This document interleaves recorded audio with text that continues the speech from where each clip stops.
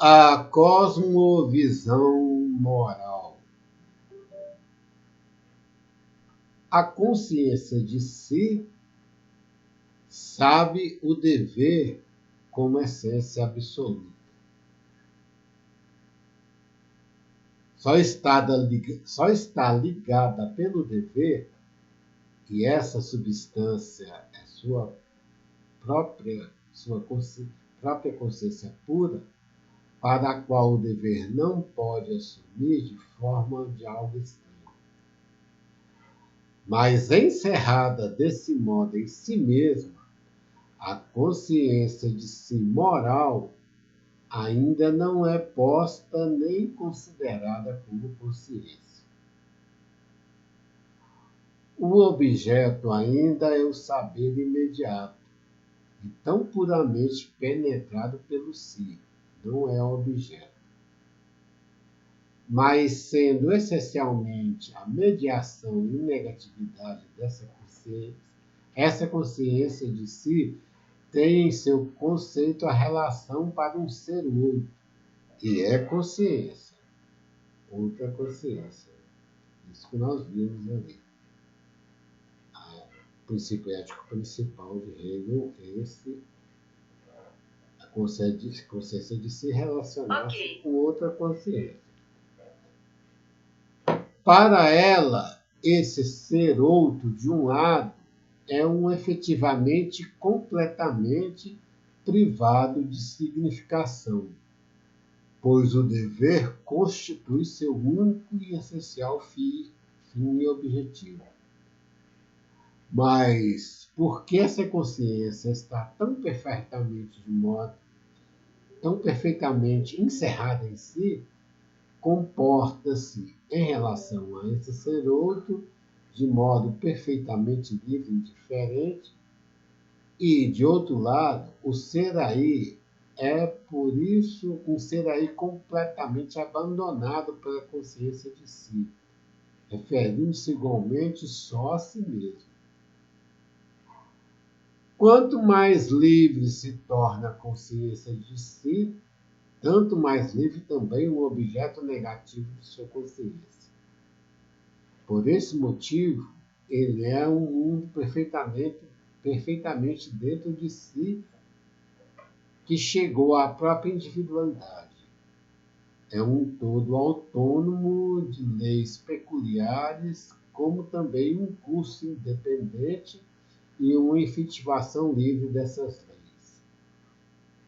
É uma natureza em geral, cujas leis e também seu agir só a ela mesma pertence, como a uma essência que não se preocupa com a consciência de si moral, como esta também se preocupa com ela. A partir dessa determinação, forma-se uma cosmovisão moral, consiste na relação entre o ser em si e para si moral e o ser em si para si natural. Serve de fundamento a essa relação não só a total indiferença e independência própria da natureza e dos fins e atividades morais reciprocamente, mas também, de outra parte, a consciência da exclusiva essencialidade do dever e da completa dependência e inessentialidade da natureza. A cosmovisão moral contém o desenvolvimento dos momentos que estão presentes nessa relação de pressupostos tão completamente conflitivos. Assim, primeiro se pressupõe a consciência moral em geral, o dever para ela vale como essência, para ela que é efetiva e ativa, e cumpre o dever em sua efetividade e em seu ato. Mas, ao mesmo tempo, para essa consciência moral, existe a liberdade pressuposta da natureza, ou seja, Ela experimenta que a natureza não se importa com lhe dar consciência da unidade de sua efetividade com ela. E assim talvez deixe ser feliz, talvez não. A consciência não moral, ao contrário, talvez ache casualmente sua afetividade onde a consciência moral se encontra a ocasião para agir, mas não vê que por meio do seu agir possa lhe advir a felicidade da realização e o gozo do desempenho. Por isso encontra antes motivo para lamentar-se sobre tal estado de inadequação sua e do Seraí, e sobre a injustiça que a restringe a ter seu objeto apenas como puro dever e lhe nega ver efetiva esse objeto e a si mesmo. A consciência moral não pode renunciar à felicidade, nem descartar de seu fim absoluto esse mover. O fim enunciado como puro dever implica essencialmente nele que contém essa consciência singular. A convicção individual e o saber a seu respeito constituem um momento absoluto da moralidade. Esse momento, no fim que se tornou objetivo, no dever cumprido, é a consciência singular que se intui como efetivada, ou seja, o gozo. O gozo, por isso, reside no conceito de moralidade, de certo, não imediatamente da moralidade considerada como disposição, mas só no conceito de sua efetivação. Ora, dessa maneira, o gozo também reside nela como disposição, porque a moralidade tende a não permanecer disposição nem oposição ao operar, mas o agir ou efetivar-se. O fim como um todo expressa com a consciência desses momentos consiste, pois, em que o dever cumprido seja tanto pura ação moral quanto individualidade realizada. E que a natureza, como lado da singularidade, em contraste com o fim abstrato, seja um fim como o fim. Por necessária que seja a experiência da desarmonia dos dois lados, porque a natureza é livre, mesmo assim, só o dever é o essencial, e a natureza, em contraste com ele, é algo carente de si. Aquele fim total que a harmonia constitui contém em si a efetividade mesma. Ao mesmo tempo, é o pensamento da efetividade. A harmonia da moralidade e da natureza, ou a harmonia da moralidade e da felicidade, pois a natureza só é tomada em consideração enquanto a consciência experimenta sua unidade com ela, essa harmonia é pensada como algo necessariamente essente, ou seja, é postulada. Com efeito, exigir significa que se pensa algo essente que ainda não é efetivo, uma necessidade não do conceito como conceito, mas do ser. Contudo, a necessidade é ao mesmo tempo essencialmente a relação através do conceito. O ser exigido não pertence assim ao representar da consciência continente, senão que reside no conceito da moralidade mesma, cujo verdadeiro conteúdo é a unidade da consciência pura e da consciência singular.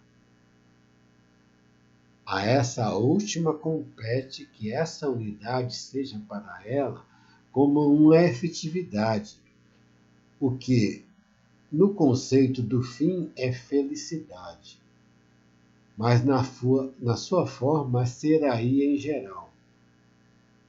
E esse ser aí exigido, a unidade dos dois lados, não é por isso um desejo ou considerado como fim. Não é um fim cuja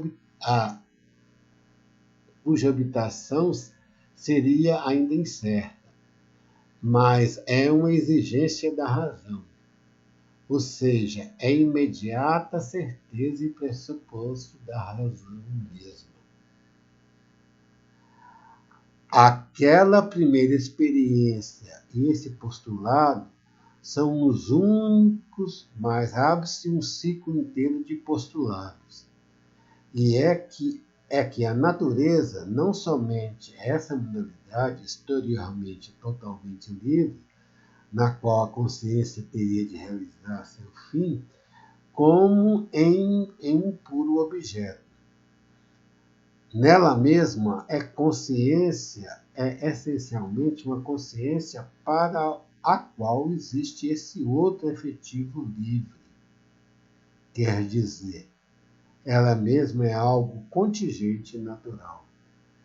Essa natureza que a consciência é sua é a sensibilidade, que na figura do querer como impulsos e inclinações tem para si essencialidade determinada própria, ou fins singulares. Assim é oposta à vontade pura e seu fim puro.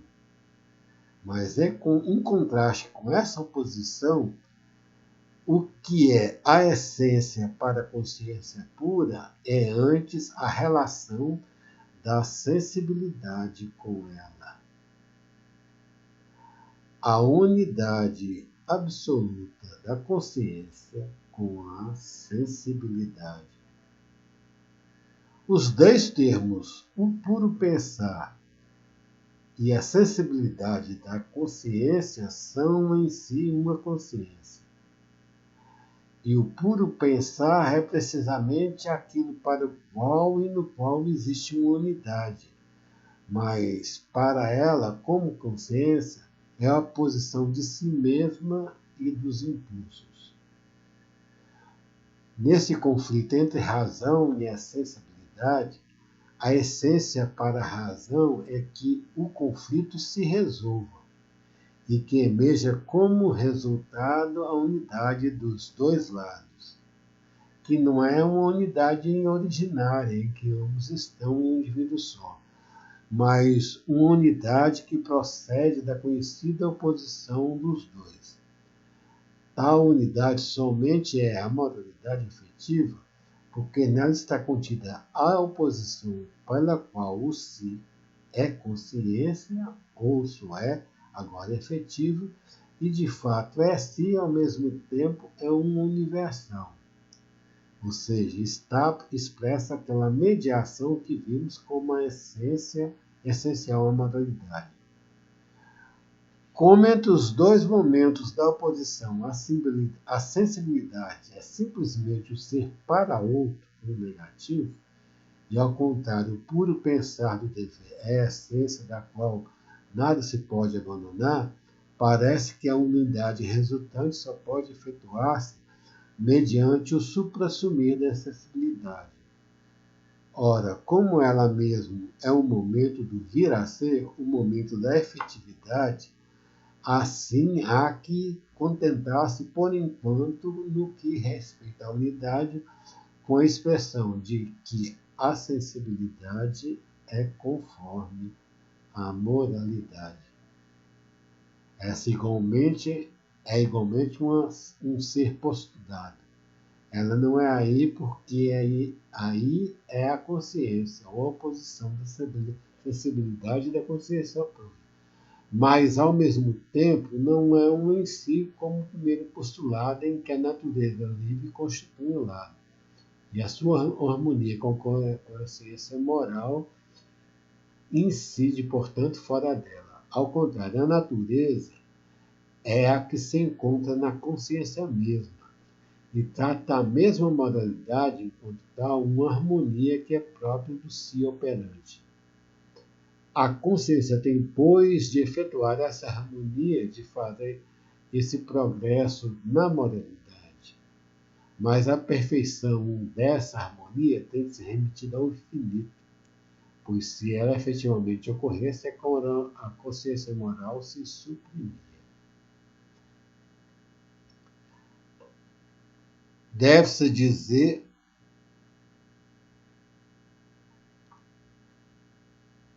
com efeito, a moralidade só é consciência moral enquanto é essência negativa para cujo dever puro a sensibilidade tem apenas uma significação negativa e não conforme.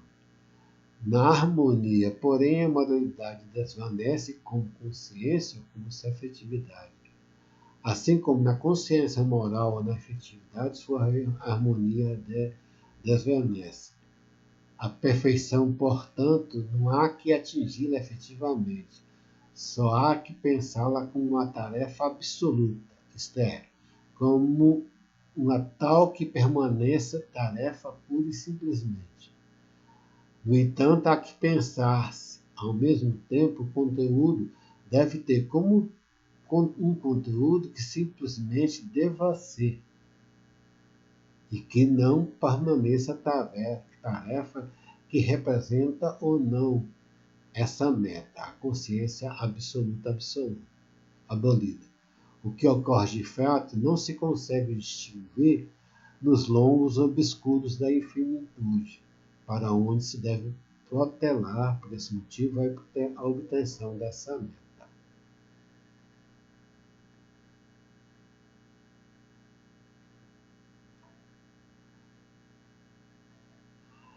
Ele vai fazendo as suas digressões no seu incessante jogo dialético, aqui mais perfeito, mas o que nos resta ver, e ele vai valorizar, como sempre, a conclusão que tudo se estabelece no processo e que não existe esse absoluto como chegada final.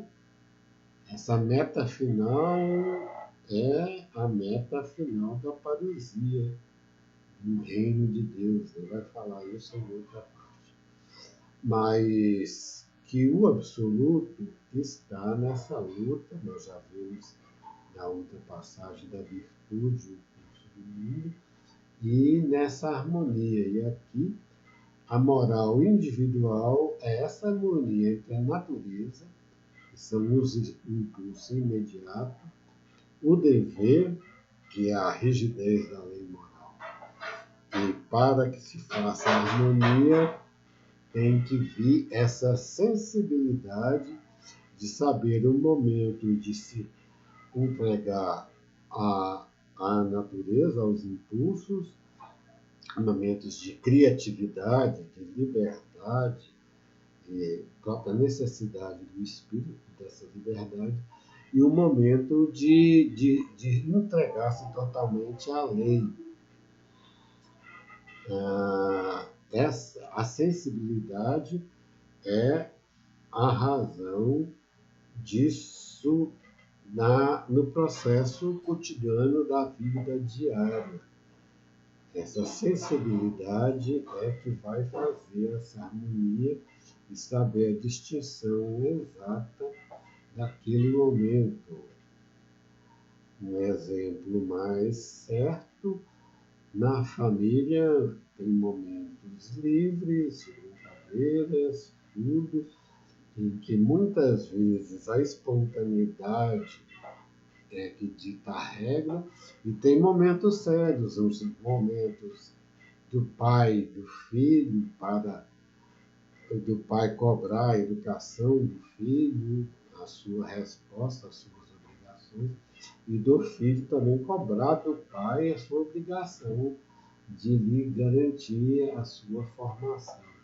Do mesmo jeito com a mulher, nos momentos livres, os momentos de prazer, de intimidade e os momentos de respeito a que cada um tem na sua cotidianidade, na profissão, ou na cotidianidade de os seus gostos particulares.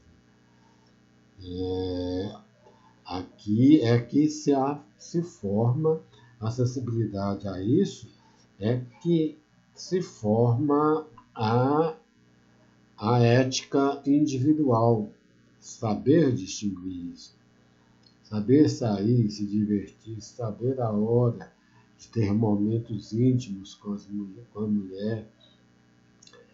Muitas vezes a mulher não quer, isso é um fato grave hoje em dia, algum momento íntimo, ela está em algum processo particular seu, psicológico, saber frear o seu instinto e respeitar, senão tem os famosos estupros domésticos. E as violências domésticas muito são nesse sentido, que muitas vezes no relacionamento marido e mulher, e mesmo de dois parceiros, em sentido geral, que forma um núcleo familiar, que é o ideal, né, da moral, que é a família, o núcleo familiar, mas dentro daquele núcleo familiar, a mulher é a mulher, tem sua individualidade, o homem é o homem, tem sua individualidade. E aqui a sensibilidade é que vai ver se reconhecer essa separação e esse outro. E esse reconhecimento, como nós vimos aqui, que nos fala sempre, em vista de um ser outro que se cria a moralidade. Apesar de ter vários momentos em que vai ter conflitos, né? E o bom de Hegel, um filósofo que nós sempre seguimos, é isso, porque ele valoriza esses conflitos que se acontecem e que podem desnortear, mas tem de ver esse lado visado, o processo visado do fim último, que nessa hora tem de vir a consciência e vem esse sentido da razão e do dever. Boa tarde.